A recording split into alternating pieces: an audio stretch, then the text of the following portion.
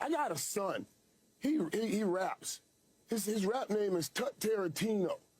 If you ever listen to some of his raps, I'm like, oh my God, where does this come from, son?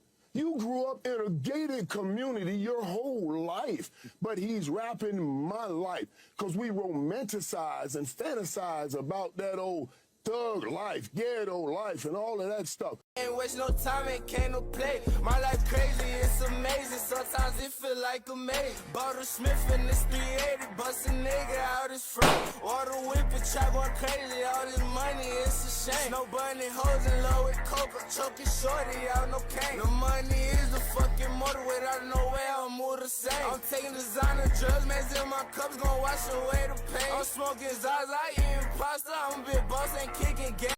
My son raps. His name is Tut Tarantino. Wait, what? My son, right? What's his name?